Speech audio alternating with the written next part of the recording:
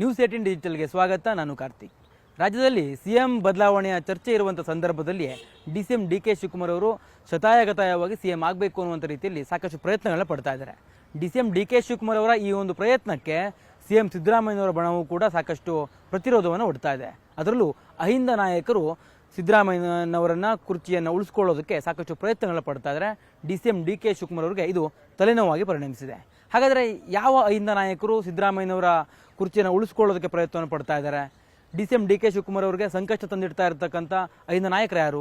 ಅದೆಲ್ಲವನ್ನು ಕೂಡ ನಿಮಗೆ ಈ ಒಂದು ಡಿಜಿಟಲ್ ಕಂಟೆಂಟ್ನಲ್ಲಿ ತಿಳಿಸ್ಕೊಡುವಂಥ ಪ್ರಯತ್ನವನ್ನು ಮಾಡ್ತಾ ಹೋಗ್ತೀನಿ. ಅದಕ್ಕೂ ಮೊದಲೇ ನೀವಿನ್ನೂ ನ್ಯೂಸ್ 18 ಕನ್ನಡ ಯೂಟ್ಯೂಬ್ ಚಾನಲ್ನ ಸಬ್ಸ್ಕ್ರೈಬ್ ಮಾಡದಿದ್ದರೆ ಈಗ ಈ ಕೂಡಲೇ ಸಬ್ಸ್ಕ್ರೈಬ್ ಮಾಡಿ. ಅದರ ಜೊತೆಗೆ ಇನ್ಸ್ಟಾಗ್ರಾಮ್ ಮತ್ತು ಫೇಸ್ಬುಕ್ನಲ್ಲಿ ನಮ್ಮ ಪೇಜನ್ನು ಫಾಲೋ ಮಾಡಿ. ಈಗಾಗಲೇ ನಾನು ಹೇಳ್ತಾ ಇದ್ದೆ, ಅಹಿಂದ ನಾಯಕರು ಸಿದ್ದರಾಮಯ್ಯನವರ ಕುರ್ಚಿಯನ್ನು ಭದ್ರಪಡಿಸುವಂಥ ನಿಟ್ಟಿನಲ್ಲಿ ಸಾಕಷ್ಟು ಪ್ರಯತ್ನಗಳನ್ನ ಪಡ್ತಾ ಇದ್ದಾರೆ ಅಂತ. ಅದು ಬೇರೆ ಯಾರೂ ಅಲ್ಲ, ಜಿ ಪರಮೇಶ್ವರ್, ಸತೀಶ್ ಜಾರಕಿಹೊಳಿ, ಬಿ.ಕೆ. ಹರಿಪ್ರಸಾದ್, ಹಾಗೆ ಕೆ.ಎನ್. ರಾಜಣ್ಣ, ಮಹದೇವಪ್ಪ, ಈ 5 ಅಹಿಂದ ನಾಯಕರು ಸಾಕಷ್ಟು ಪ್ರಯತ್ನಗಳನ್ನ ಪಡ್ತಾ ಇದ್ದಾರೆ. ಅದರ ಜೊತೆಗೆ ಜಮೀರ್ ಅಹ್ಮದ್ ಕೂಡ ಅವರ ಪ್ರಯತ್ನಗಳನ್ನ ಈಗಾಗಲೇ ಮಾಡ್ತಾ ಇದ್ದಾರೆ. ಯಾವುದೇ ಕಾರಣಕ್ಕೂ ಸಿಎಂ ಸ್ಥಾನದಿಂದ ಸಿದ್ದರಾಮಯ್ಯನವರು ಕೆಳಗಿಳಿಲೇಬಾರದು ಅನ್ನುವಂಥ ನಿಟ್ಟಿನಲ್ಲಿ ಒಂದಿಷ್ಟು ಚಟುವಟಿಕೆಗಳನ್ನು ಅವರು ಆರಂಭಿಸಿದ್ದಾರೆ. ಜನವರಿಯ ವೇಳೆಗೆ ಅಧಿಕಾರ ಹಂಚಿಕೆ ಆಗಬಹುದು ಅನ್ನುವಂಥ ಚರ್ಚೆಗಳು ಯಾವಾಗ ಶುರುವಾಯಿತು ಆ ಹೊತ್ತಿನಿಂದಲೇ ಈಗಾಗಲೇ ಈ ಒಂದು 4-5 ಜನ ಏನು ಅಹಿಂದ ನಾಯಕರಿದ್ದಾರೆ ಇವರೆಲ್ಲರೂ ಕೂಡ ತಮ್ಮ ಪ್ರಯತ್ನಗಳನ್ನ ಪಡ್ತಾ ಇದ್ದಾರೆ. ಮೈಸೂರು ಭಾಗದಲ್ಲಿ ಅಹಿಂದ ಸಂಘಟನೆಗಳನ್ನು ಒಗ್ಗೂಡಿಸುವಂಥ ಕೆಲಸವನ್ನು ಮಹದೇವಪ್ಪನವ್ರು ಮಾಡ್ತಾ ಇದ್ದಾರೆ. ಹಿಂದುಳಿದ ಒಕ್ಕೂಟವನ್ನು ಇನ್ನಷ್ಟು ಬಲಪಡಿಸಿ ಸಿದ್ದರಾಮಯ್ಯನವರ ಕುರ್ಚಿಯನ್ನು ಭದ್ರಪಡಿಸುವಂಥ ಕೆಲಸವನ್ನು ಸತೀಶ್ ಜಾರಕಿಹೊಳಿ ಅವರು ಕೂಡ ಮಾಡ್ತಾ ಇದ್ದಾರೆ. ನಿಮಗೆ ಕೆ.ಎನ್. ರಾಜಣ್ಣ ಅವರ ಹೇಳಿಕೆಗಳನ್ನು ನೀವು ಗಮನಿಸಿದ್ದೇ ಇರ್ತೀರಿ. ಕೆ.ಎನ್. ರಾಜಣ್ಣ ಯಾವ ರೀತಿಯಾಗಿ ತೀಕ್ಷ್ಣವಾಗಿರುವಂಥ ಹೇಳಿಕೆಗಳನ್ನ ಕೊಡ್ತಾ ಇದ್ರು, ಜೊತೆಗೆ ದಲಿತ ಸಿಎಂ ಬೇಡಿಕೆಯನ್ನು ಕೂಡ ಯಾವ ಕಾರಣಕ್ಕಾಗಿ ಇಟ್ಟರು ಅನ್ನುವಂಥದ್ದು, ಈ ಎಲ್ಲ ಒಂದು ಆಯಾಮಗಳನ್ನು ನೋಡ್ತಾ ಹೋದರೆ ಡಿ.ಕೆ. ಶಿವಕುಮಾರ್ ಅವರನ್ನು ಯಾವುದೇ ಕಾರಣಕ್ಕೂ ಸಿಎಂ ಆಗೋದಕ್ಕೆ ಬಿಡಬಾರ್ದು ಅನ್ನುವಂಥ ನಿಟ್ಟಿನಲ್ಲಿ ಈ ಒಂದು ಅಹಿಂದ ನಾಯಕರು ಸಾಕಷ್ಟು ಪ್ರಯತ್ನಗಳನ್ನ ಪಡ್ತಾ ಇದ್ದಾರೆ. ಇತ್ತೀಚೆಗೆ ಪರಮೇಶ್ವರ್ ಅವರು ಕೂಡ ಒಂದು ಹೇಳಿಕೆಯನ್ನು ಕೊಟ್ಟರು, ನಾನೂ ಕೂಡ ಸಿಎಂ ಆಕಾಂಕ್ಷಿ ಅನ್ನುವಂಥದ್ದು. ಈ ಪರಮೇಶ್ವರ್ ಕೂಡ ಸಿದ್ದರಾಮಯ್ಯನವರ ಬಣದಲ್ಲೇ ಗುರುತಿಸಿಕೊಂಡಿರ್ತಕ್ಕಂಥವ್ರು. ಇತ್ತೀಚೆಗೆ ಸಿದ್ದರಾಮಯ್ಯನವರಿಗೆ ಅವರು ಎಲ್ಲ ರೀತಿಯ ಬೆಂಬಲವನ್ನು ಕೂಡ ಕೊಟ್ಟಿದ್ದಾರೆ. ಜೊತೆಗೆ ಅವ್ರ ಜೊತೆಗೆ ಇರುವಂಥವ್ರು. ಒಂದು ಕಡೆ ಸತೀಶ್ ಜಾರಕಿಹೊಳಿ ಅಹಿಂದ ನಾಯಕರುಗಳನ್ನು ಒಗ್ಗೂಡಿಸೋ ಪ್ರಯತ್ನವನ್ನು ಮಾಡ್ತಾ ಇದ್ದಾರೆ. ಇನ್ನೊಂದು ಕಡೆ ಪರಮೇಶ್ವರ್ ಅವರು ಕೂಡ ದಲಿತ ಸಿಎಂ ಕಾರ್ಡನ್ನು ಪ್ಲೇ ಮಾಡ್ತಾ ಇದ್ದಾರೆ. ಕೆ.ಎನ್. ರಾಜಣ್ಣ ಡಿ.ಕೆ. ಶಿವಕುಮಾರ್ ಅವರ ವಿರುದ್ಧ ಸಾಕಷ್ಟು ಹೇಳಿಕೆಗಳನ್ನ ಕೊಡ್ತಾರೆ.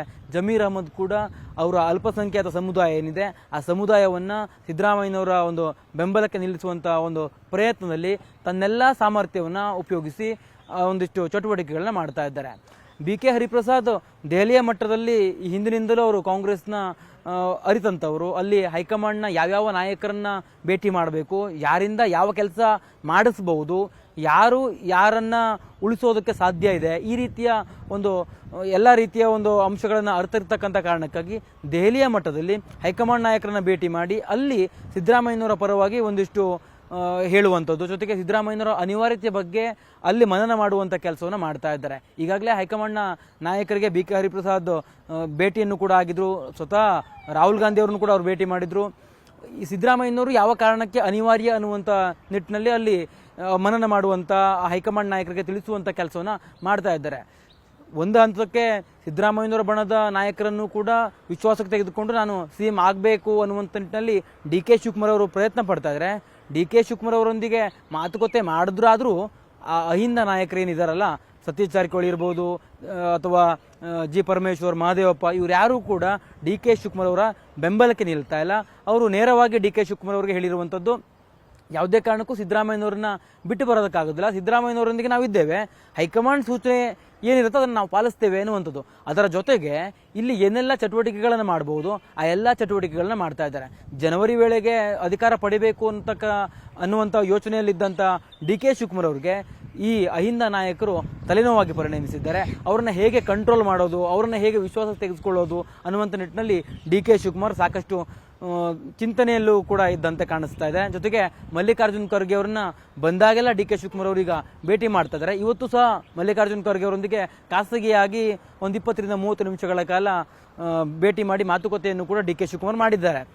ಒಟ್ಟಿನಲ್ಲಿ ಅಹಿಂದ ನಾಯಕರ ಒಂದು ಪ್ರಯತ್ನ ಏನಿದೆ, CM ಸ್ಥಾನದಿಂದ ಸಿದ್ದರಾಮಯ್ಯನವ್ರನ್ನ ಯಾವುದೇ ಕಾರಣಕ್ಕೂ ಕೆಳಗಿಳಿಸೋದಕ್ಕೆ ಬಿಡಬಾರ್ದು ಅನ್ನುವಂಥದ್ದು, ಆ ಒಂದು ಪ್ರಯತ್ನ, ಆ ಒಂದು ಚಟುವಟಿಕೆಗಳು ಇತ್ತೀಚೆಗೆ ಹೆಚ್ಚಾಗ್ತಾ ಇರುವಂಥ ಕಾರಣಕ್ಕಾಗಿ DK ಶಿವಕುಮಾರ್ ಅವರಿಗೆ ಸಾಕಷ್ಟು ಗೊಂದಲ ಸೃಷ್ಟಿಯಾಗಿದೆ. ಹೈಕಮಾಂಡ್ ಸೂಚನೆ ಕೊಟ್ಟರೂ ಕೂಡ ಸಮುದಾಯಗಳನ್ನು ಎತ್ತಿಕೊಟ್ಟುವಂಥ ಕೆಲಸವನ್ನು ಈ ಅಹಿಂದ ನಾಯಕರು ಮಾಡುವಂಥ ಸಾಧ್ಯತೆ ಇದೆಯಲ್ಲ, ಆ ಕಾರಣಕ್ಕಾಗಿ ಚಿಂತನೆಗೀಡಾಗಿದ್ದಾರೆ. CM DK ಶಿವಕುಮಾರ್ ಅವರ CM ಕನಸಿಗೆ ಈ ಅಹಿಂದ ನಾಯಕರು ಈಗ ಎಲ್ಲ ಒಂದು ಕಡೆ ಅಡ್ಡಿ ಆಗ್ತಾ ಇದ್ದಾರೆ. ಕ್ಯಾಮರಾ ಪರ್ಸನ್ ವಿಶ್ವನಾಥ್ ಹಾವೇರಿ ಜೊತೆ ಕಾರ್ತಿಕ್, News18 ಕನ್ನಡ, ಬೆಂಗಳೂರು. ನಿರ್ಭೀತ, ನಿಷ್ಪಕ್ಷಪಾತ, ವಿಶ್ವಾಸಾರ್ಹ ಸುದ್ದಿಗಳಿಗೆ ಮತ್ತೊಂದು ಹೆಸರಾಗಿರೋ News18 ಕನ್ನಡ ಈಗ ಆಪ್ನಲ್ಲೂ ಲಭ್ಯ ಇದೆ. ದಯವಿಟ್ಟು ಇಲ್ಲಿರೋ QR ಕೋಡ್ ಅನ್ನ ಸ್ಕ್ಯಾನ್ ಮಾಡಿಕೊಂಡು ಆಪ್ ಡೌನ್ಲೋಡ್ ಮಾಡೋದಕ್ಕೆ ಮರಿಬೇಡಿ. ನಿಮ್ಮ ಬೆಂಬಲ ಹೀಗೆ ಸದಾ ನಮ್ಮೊಂದಿಗಿರಲಿ. ಧನ್ಯವಾದ.